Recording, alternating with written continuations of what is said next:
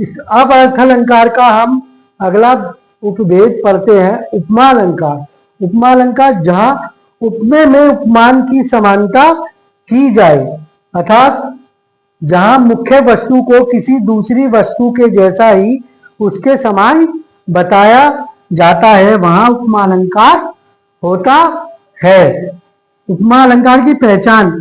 उपमा अलंकार की हम पहचान कैसे करते हैं? जहां पंक्ति के अंदर सा, सी, सो, सम, सरिस जैसे तुल्य शब्द आते हैं, वहां उपमा अलंकार होता है।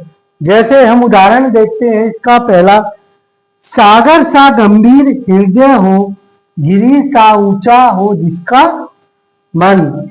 यहाँ हृदय की गंभीरता की तुलना, हृदय की गंभीरता की तुलना सागर से की गई है और मन की तुलना पर्वत से की गई है।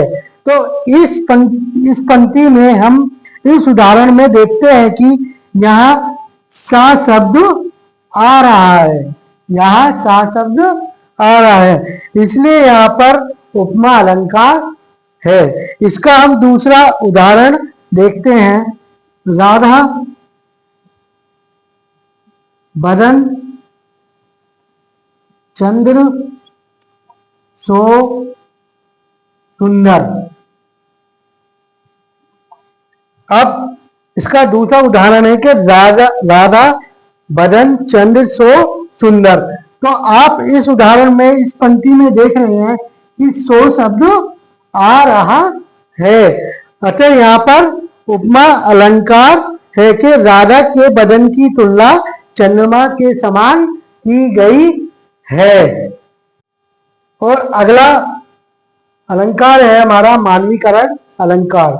वह अलंकार जिसमें निर्जीव वस्तुएं या प्रकृति के तत्वों को दर्शाया जाता है या उनके गुणों को बताया जाता है, वहां मानवीकरण अलंकार होता है। उदाहरण जैसे फूल हंसे कलियां मुस्काई, और दूसरा है चांदनी रात हंस रही है।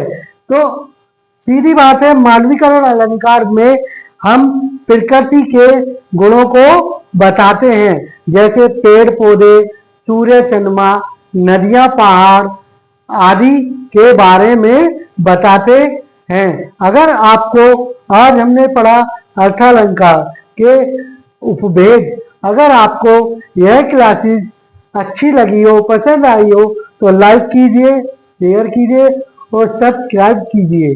धन्यवाद।